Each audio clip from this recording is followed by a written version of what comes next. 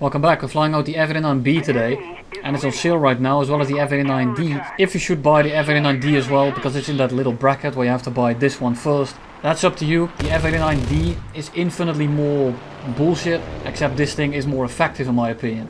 The flight performance of the F-89D is very similar to this thing, except it's a bit heavier, so do keep that in mind. If you wonder how that thing performs, how it flies, and if you should get it, I also got a video on that thing. It's more of a fun plane, it's more of a plane you want to mess around in. This one is more for grinding and simply being effective, because this thing is good in ground RB, air RB, and it doesn't really matter what role you play it as. You want to kill fighters, works great. You want to intercept bombers at the start or end of the match, as you can see right here, works damn great. You want to kill ground units, also works great. And the best thing is, the ground belt is the best belt for both killing air and ground. So you can just kind of go multi-role. The thing I do is I rush in, kill a few fighters, or kill a tier 4 like here at the start, which is my favorite thing to do. Killing bombers at the start is just cherry on top. Rush in, kill a bomber, then kill the remaining fighters. And then you can just ground pound to your heart's content and you're gonna get some actual serious money in.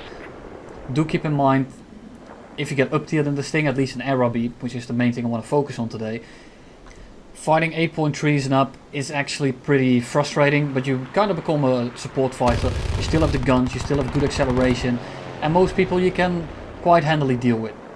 Just keep in mind you're not the best plane in the match anymore. This however is how most of your matches will look.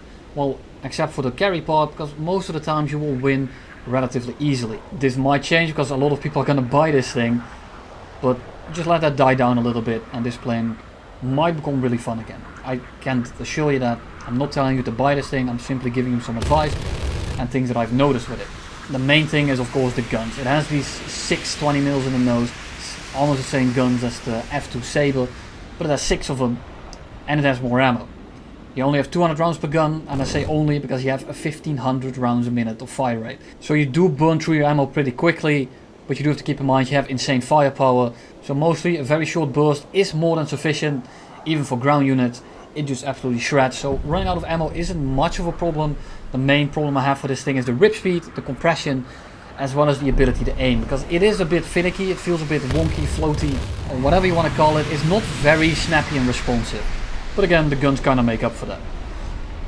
The acceleration, the energy retention for 7.7 are really good, and I will show you exactly that in this video. And to be entirely honest, this thing is a little bit under tiered. It should probably be 8.0, 8.3. Yes, it will get absolutely clubbed by Sabres and MiGs, but right now look at this lobby, no one can touch me, and this is what most of your lobbies look like. An SU-11 for example can of course touch you, but you do have to keep in mind that that thing is severely under tiered as well, and it goes the same with the F-84Gs. Not under tiered, but these are planes that can catch you and can run you down if you're not very aware. This is of course in the horizontal, so if you see them going for you, you just simply pitch up a little bit and you will absolutely dust them. Of course an SU-11 will be a target I want to go for, so if he presents himself, I will go for him first. A21, just don't get the shot in, and I do like to use my afterburners kind of sparingly because it does drink fuel pretty quickly. Of course when I get someone on my 6 like this guy, that's becoming different. I messed up here, the meteor got way too close. Luckily the roll rate of this thing, despite it looking like a boat, is actually pretty good. So I just kind of roll left and right, he does not have the roll to keep up with that. And after he breaks off, I just simply put it in a small little vertical. And we get some energy here, we get some separation. I want to know who to go for right now. It's probably going to be the SU-11 because he's going to be the biggest threat in the long run. All these other planes I will run absolute circles around. I don't really have to worry about. So I'm looking if he's paying attention, I'm looking if he's doing something wrong, and he's just kind of presenting himself now. So now he's a target of opportunity as well as a target I really wanted to kill. He's busy with something, I set him on fire, and that's the SU-11 out of the match. We go back up. We reassess the situation and we're going to look at who we can kill. There's a 262 below me, a Berugan, which is not a threat in the slightest, A21, which is a joke, and an SK60, who is, well, way too slow to do anything. All these planes do not have the performance to keep up with me. SK60 gets set on fire. Unfortunately that I didn't hit him at the start, could have been 8, but it does not matter. We are going to clutch this with the power of premium on our side.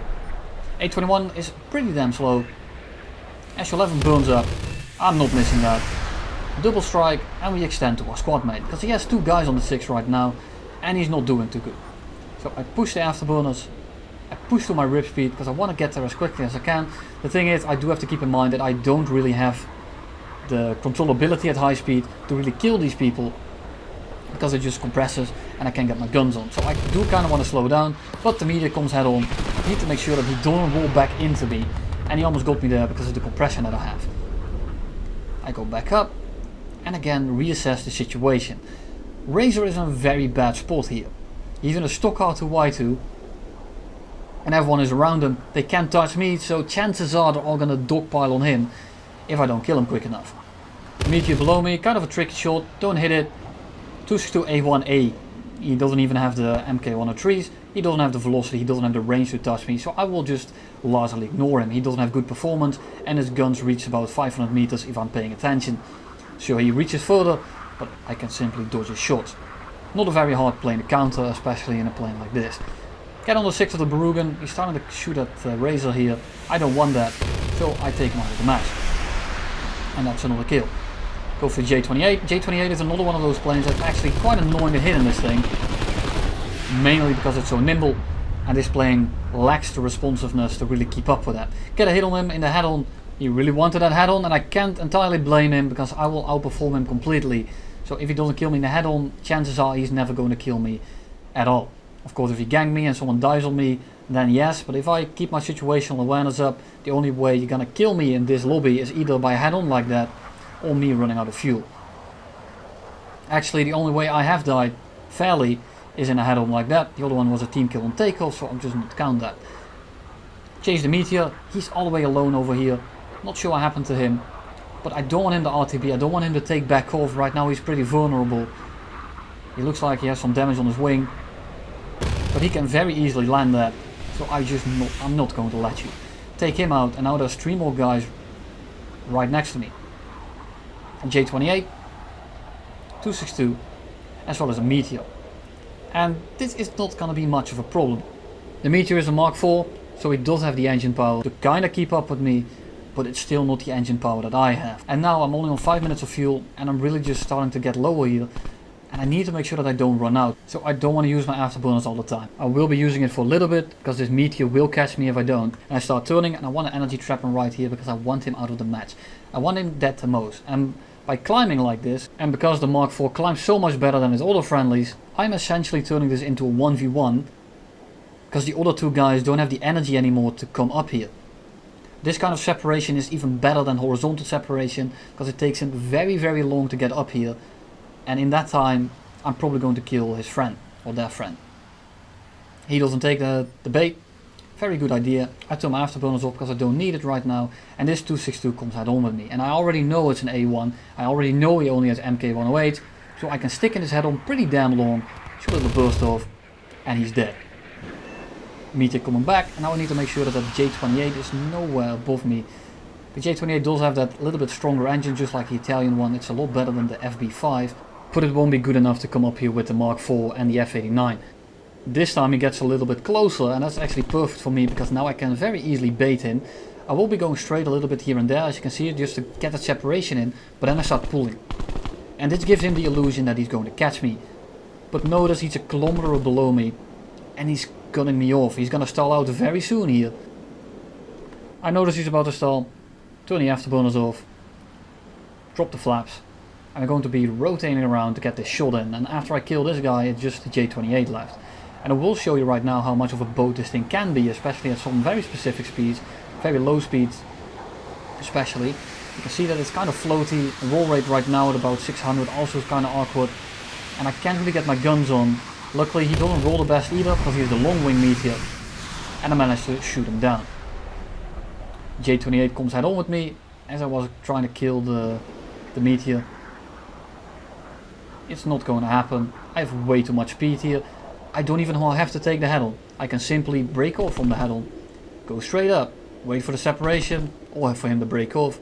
And then he does the classic runway dive. And if you are interested in energy fighting and knowing how to do it, then I highly advise you to check out my energy guide. It's going to be a lot more in depth than I do it right here. I have some drawings, I have some pretty clear examples, and it should increase your performance, especially in planes like this. Planes with a lot of power but not the most maneuverability, so you kind of have to work with the energy instead of turning. So I suggest you check that one out, but going back to the gameplay, the J-28 is so busy trying to run back to the airfield, he's just kind of turning left and right in front of me, so all I have to do is wait in the middle, and he will fly through my guns eventually, because he's so busy trying to straight line to the airfield that he doesn't look at me anymore. And I'm noticing a trend here, a lot of videos that you're gonna see in the next upcoming days, the last kill will be a guy trying to run back to the airfield. And I have it. Hope you enjoyed it, hope it was helpful. F-89D and B. Quite annoying planes and they're quite problematic, but if it's on sale, it's a very good grinder and I recommend you to pick it up if you can. And if you want to, of course. 1 minute of fuel left, and I will see you all tomorrow with an FJ4 video.